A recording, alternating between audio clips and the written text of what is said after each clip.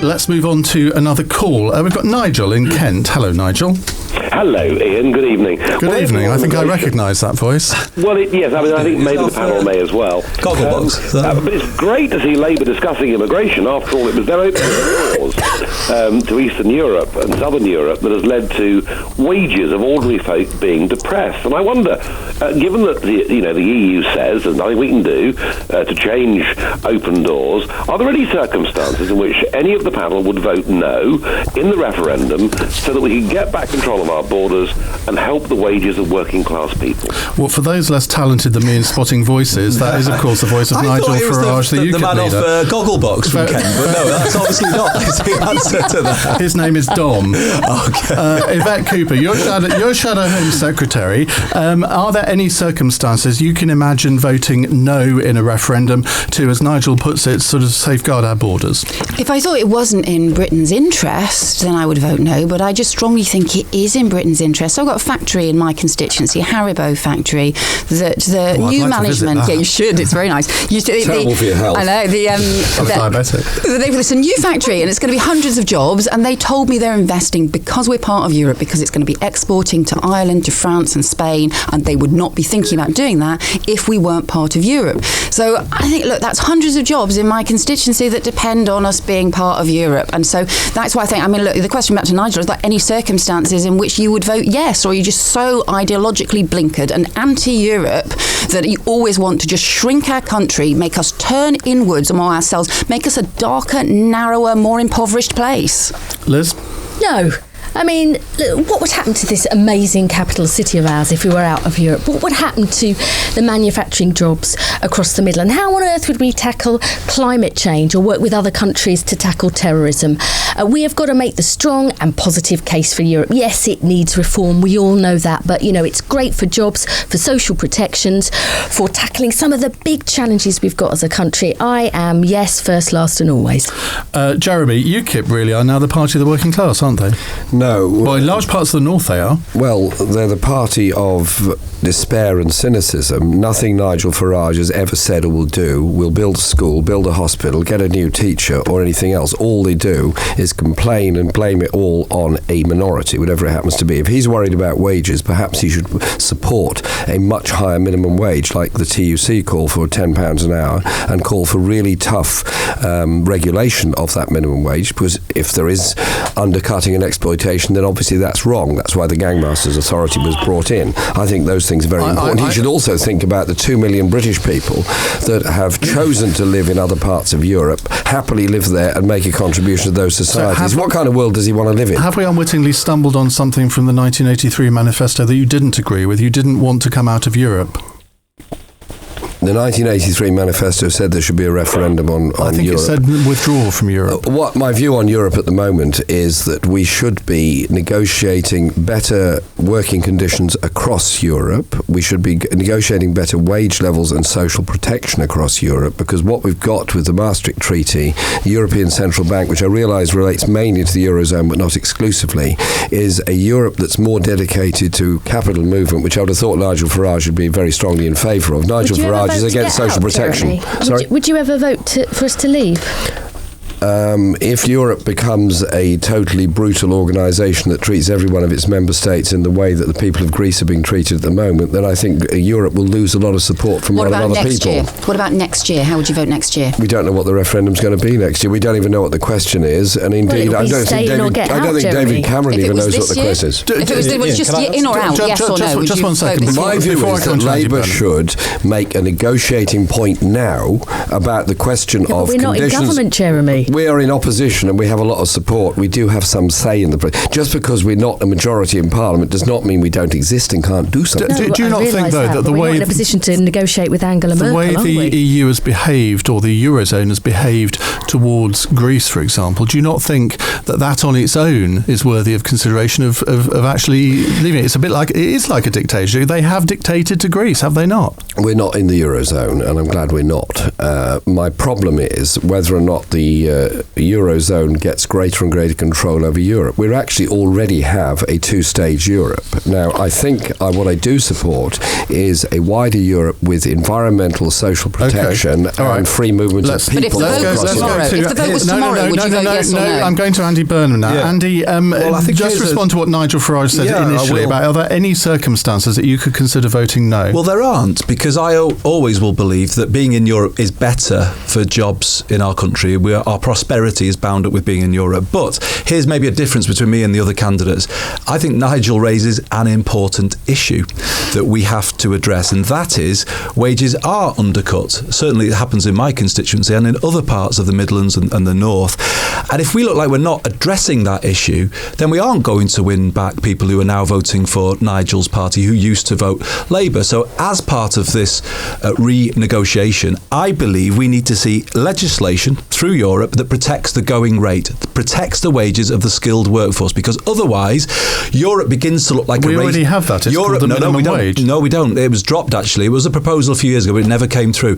The problem being that Europe begins to look like a race to the bottom. So people see their jobs undercut, their wages undercut. You can't win a referendum, or you might struggle, if people feel that Europe undercuts your position in the labour market. Nigel Farage, you've been very restrained. I've been expecting you to interrupt. How do you react to what you've heard from our four friends here? It's sad that the Labour Party has lost sight of democracy, something that it believed in 40 years ago in the last referendum. Labour was for, Britain governing itself, Parliament being sovereign, but that's obviously gone. But it's also very interesting that all four candidates clearly support free movement of labour, and I have to say that we have a Labour Party that now appears to be in hock to the corporates, to the big businesses that now dominate our lives and want to pay people as little as possible. And I would say, from a UKIP perspective, thank you to all four of you. Which of these? A complete load of rubbish. Which of these four, Nigel, would you like to win? Well, at least Jeremy Corbyn's a socialist, and that's what the party's supposed to be. Well, you got Nigel's all these endorsements, Jeremy. Is Nigel Farage the person who wants to cut rights for working people and talk about a market-based NHS? Nigel, just a load of rubbish. Your whole life and career has been about banking, has about been cutting working class rights and living standards. He's never been a banker. And you put yourself up as some kind of populist. Come on, Nigel. I'm sorry, Jeremy. I've never worked in a bank. I'm sorry. You've got your little image. I bought and sold lead and zinc. You bought and sold. Where did this lead come from, Nigel?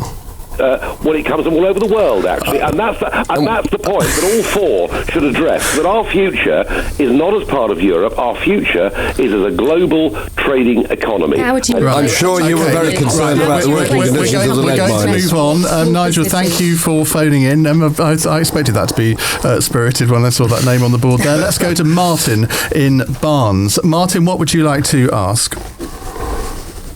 Are you there, Martin? Can you hear me?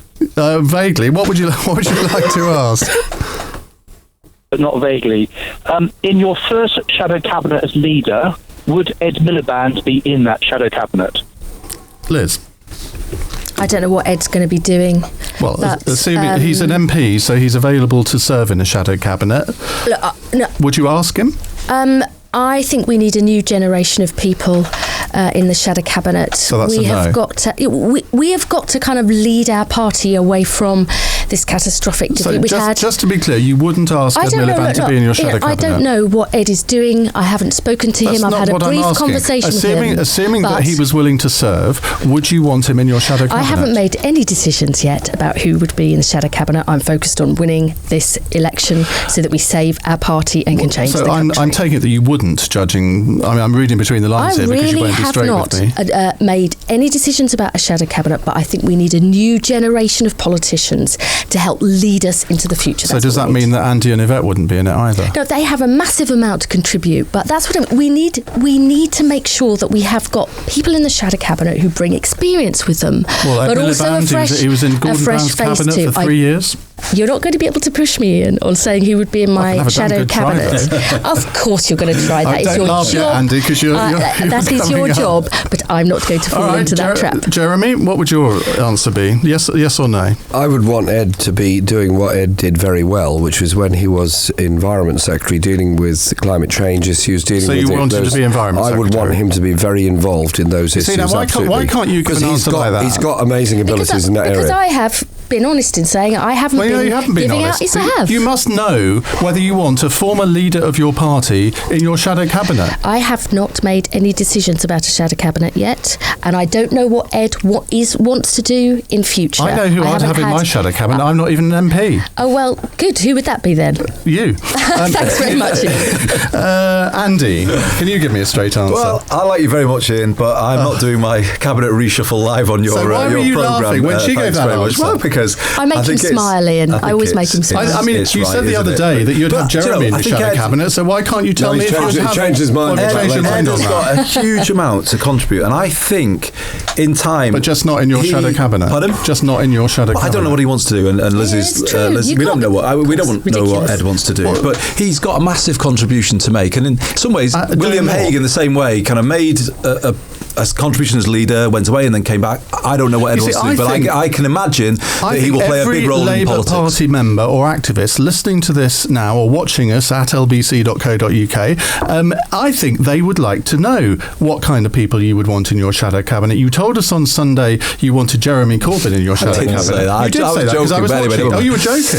Well, I said I didn't expect to have... Jeremy had just done a whole thing about how the deficit doesn't really... No, definitely not. He's making a very important contribution to make. Why would you joke about it? I mean, it's a simple question. But I said that after Jeremy had said a long thing about the deficit, which I didn't agree with, that I wouldn't necessarily have him as shadow chancellor. Are you seriously expecting us all to set out exactly who would be in a shadow cabinet? I'm not asking for all 20 members, but I think it's an entirely reasonable question. The minute you say one or two... Well, in fact, it's not me asking it. It's Martin in Barnes asking. Yes, sorry, Martin. I think he represents a lot of Labour activists and supporters who want to know what you would do with Ed Miliband. Now, Yvette Cooper, can you help us out on this one? Well, having been asked this question about lots of different people and lots of different questions about the shadow cabinet... It's not lots of different people. This is your former leader who you served under. Yeah, but I've just given the same answer, I'm afraid, every single time I've been asked about this, which is to say I am not going to presume on the Labour Party members who are going to be voting. Let me put it to you all. You asked about Ed, but you asked specifically about Ed, and I think... This is exactly why Jeremy Corbyn is shown in this Times poll this morning as way ahead of the rest of you, because he's given me a straight answer to a straight question, and the three of you can't do that. Why Jeremy's ahead in the poll. I don't think that at all. I think that we have been through a huge trauma as a party in the defeat, and if you go on like this, you're going to go through another one, aren't you? Because if you can't answer simple questions like that, then you must have given some thought to. People want in their leader somebody who is going to be able to apply our values to the world as it is, be a credible government, and not take us back to being an unelectable party of protest. Right, well, I can see that I'm not going to get an answer out of the three of you. So let's move on to our next Ask Me Anything segment. Andy Burnham, you are now in the spotlight. Yvette Cooper, would you like to ask the first question? So, Andy, do you regret privatising NHS logistics? It's a good question. It's a fair question. I was a junior minister at the time and I didn't have much say over it, to be honest. It was something that Number 10 had decided to do.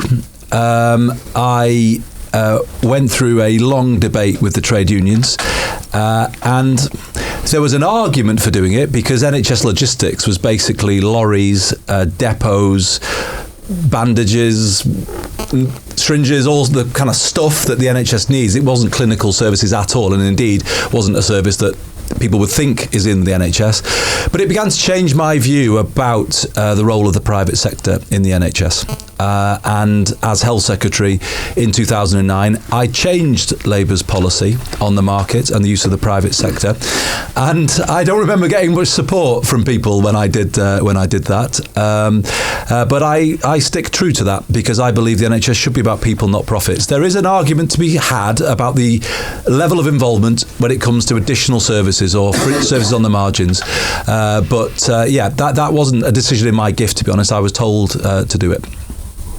The reason for asking is just simply if it's different things that you've said at different times, and obviously that's why I was keen to hear the answer to the question. No, I mean, as you know, Yvette, you get the chance when you're in the top job, don't you, in the department, to really put your stamp on things.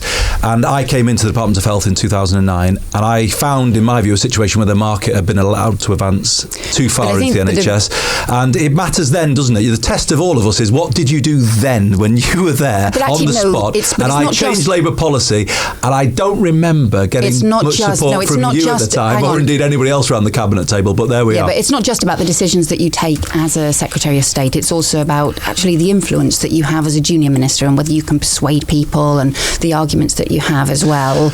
And it's about, I think as well, not just saying different things at different times. He wasn't very good, that's what you're saying, isn't it?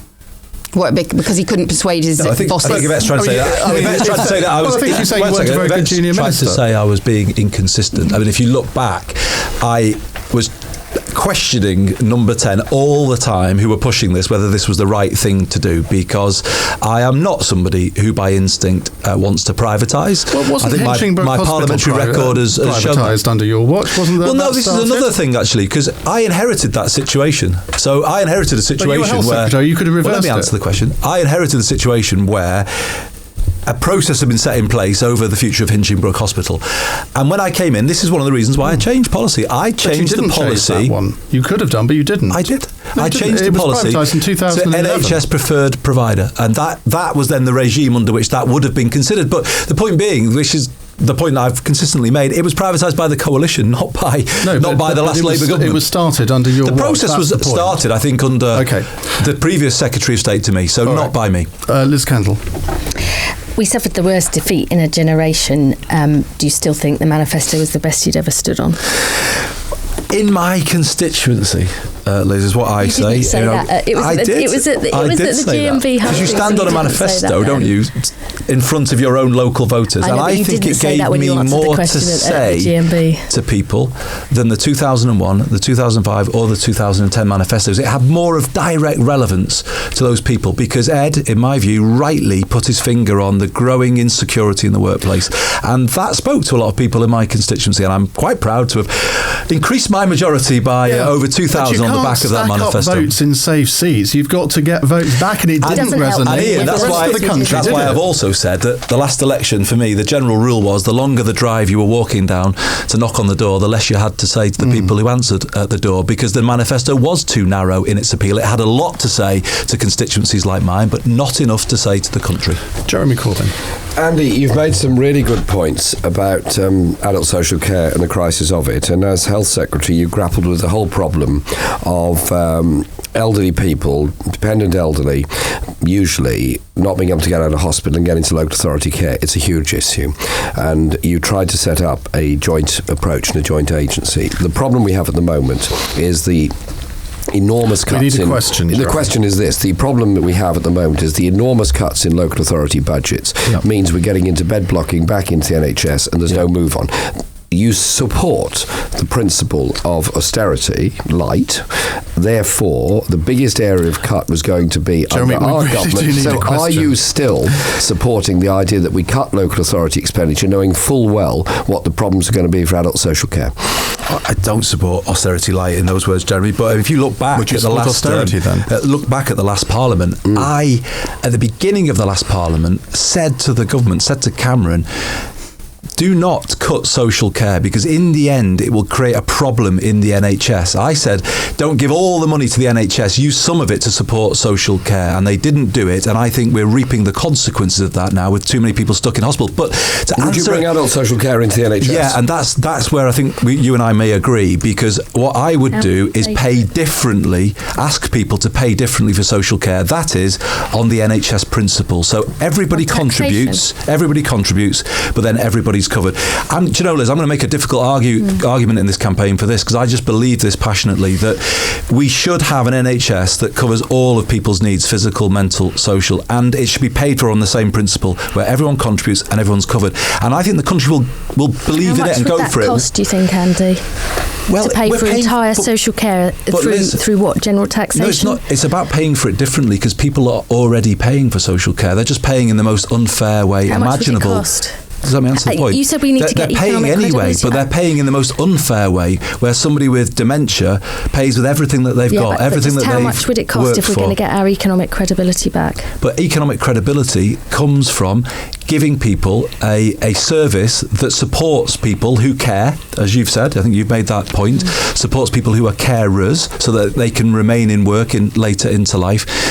It would be a big change. Would you do it through direct taxation? I would do it through asking people to make a contribution. What, through taxation? Or either at 65 or from what they leave behind. And, in this campaign, I'm going to be prepared. Yes. And I'm going to be prepared, which I don't think some of you others are doing, to make a big argument for a national health and care service, because I think this contest needs big ideas and the traditions of the Labour Party. This is a subject we could talk about for the next 45 minutes, but we're not going to. And how much of their house or their Liz, we're going to move on now. That's Andy, that's the end of that segment for you. Let's move on to Martin in Birmingham. Martin, what would you like to ask? Hi, Iain. My question is, if elected leader, do you think it's appropriate for shadow ministers to have their children privately educated? Jeremy Corbyn. I don't think it's a good idea for them to have their children privately educated. I think all of our children ought to go to state comprehensive schools, because I do believe... Did your children? Yes, because I do believe that children going to school together from all sides and all aspects of our communities leads to a more cohesive and coherent community in the future. Yvette Cooper. I've just never, ever attacked people for their children. I just think it's wrong. So I think the decisions that people make as parents, whatever we think, our kids go to the local comprehensive, but whatever other parents decide, I just don't think it is right to bring people's families into politics. Surely it's the principle of the thing, because, Tristram Hunt was asked this a couple of months ago. He's your shadow education spokesman. He sees no problem in people sending their kids to private school, and yet he's the shadow education secretary. A slightly bizarre position to take, I would have thought. Well, look, I've set out my view about our family and my kids and the decision that we've taken, and you have to always be prepared to answer that question. But I am still just not going to criticise other people's families, because I don't think that is fair. People's kids didn't ask them to do their jobs in politics, and I just don't think you should draw families into it. Before I go to Andy Burnham, Jeremy, if you were Prime Minister and the object of getting to be leader of the opposition is to then become Prime Minister, what would you do about private schools? I would want them to be brought much more into the local family of schools through local education authorities, put them much more under a degree of direct management. Would I abolish private education altogether? No, because I think it would be extremely difficult to achieve, because many of them are registered as trusts and charities. You'd quite like to, wouldn't you? I would prefer that all our children have opportunities to grow up in the company of other children, whether they be rich or poor. That is what brings about a coherent and cohesive society. The exclusivity in education and exclusivity in so much in our society is what leads to an awful lot of our social class distinctions. We've discovered yet another difference with that 1983 manifesto. Andy Burnham, isn't it not odd for a shadow Secretary of State for Education who believes ostensibly in state education to then send his kids to a private school? Diane Abbott got into trouble for this. She was made lots of speeches against private education and then sent her child to a private school. I think Yvette said it right. It's for people to decide where they send their kids to school. Of course, politicians will then be subject to more scrutiny about their decisions, and I think it probably is right to have a shadow education secretary that demonstrates a belief in state education. That's what I believe in comprehensive education. As Jeremy was saying, all kids together, seeing life from all sides. I think the comprehensive ideal has fallen into disrepair, because basically Labour didn't speak about it when we were in government. We called comprehensive bog standard, and that was one of the things that caused me greatest regret when we were in government. We should be much prouder of what comprehensive education is all about. Sorry? If Alistair Campbell's listening, he'll be very annoyed you said that. He was the one that created that, wasn't he? I was annoyed that he said it, actually, to be honest with you. Liz Kendall, I'm going to assume that you probably are going to say the same thing as Andy and Yvette. Anybody about the decisions they should make for their own children. All right, well, we're running slightly behind time, so if you don't mind, we'll go on to the next question, unless you've got something that diverges massively from what they've said. Let's go. Thank you very much for that, Martin. Let's go to John in Cheshunt. John, your question, please. Yes, thank you for taking my call. Do you do God? Is doing God an obstacle to being Prime Minister? Liz, are you a believer? No, I'm not. I mean, I grew up in. I mean, my parents are Christians. I grew up in the Methodist Church, actually, but I'm not. I'm agnostic. But they did teach me that a belief in giving back to the community, and that our family would do better if our area did better. And they were always very involved in the church, as well as my local school and new parents groups, and that sense of caring for others and thinking about the impact that you have on other people's lives was what I grew up with. So the beliefs and values are interesting. You say you're an agnostic rather than an atheist. Why is that? Probably when I was younger, I was an atheist, but I've seen the strength that people get from faith, and I wouldn't presume that I have all the answers. That's the truth of it. Yvette. I give a surprisingly similar answer to Liz, actually. I think, terribly tedious. I know, vaguely agnostic. I don't really do God. But actually, I think my parents probably brought me up with quite Christian values, but I think I only realised that afterwards, because we didn't really, we didn't go to church at home, we were active background. But I think it's that strong sense of helping your neighbour, of working hard, but always helping your neighbour, and was something that we grew up as part of. Andy? Brought up a Catholic, and my kids are at Catholic school. Why? Because I believe that the grounding it gave me in terms of values, I think Liz was just saying this, was something I wanted them to have. But do I now do God? Well, no, I'm agnostic. So you're one of these parents that doesn't do God, but you send your kids to a Catholic school. Isn't there a bit of a... Oh, you could, yes, possibly, but that's my identity, if you like. That's where I came from. I believe that I was an altar boy when I was younger. Really? I was, and I remember reading the catechism as we had to do. And there's a thing called Catholic social teaching, which is really very much directly linked to the values of the Labour Party, and that was what forged me as a young person. And I wanted my kids to have the same. You were an altar boy. I was a bell ringer. Jeremy Corbyn, what were you? I went to a Catholic primary school, although my parents were Church of England or agnostic. I find the issue of faith fascinating, but I don't think politicians should ever parade their faith or be elected by their faith or allow a particular faith to dominate what government decisions are about. I think secular government and secular education and secular life is very, very important. I spend an awful lot of time in mosques, churches, synagogues, temples, all kinds of faith communities. I find them very, very fascinating and interesting people. And there's a common thread that runs through all of them. One is supportive of each other.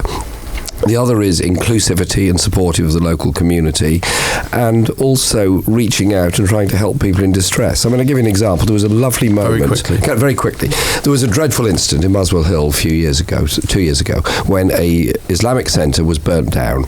The local synagogue came along and offered them space to carry on their work as a Muslim centre. That was, to me, true faith solidarity, and that's the kind of thing we should admire, support and respect. Okay. On the 7th of July, I was in Scotland, at the Gleneagles Hotel, where we were having the major international summit, the G8 summit. And this was literally the day after we'd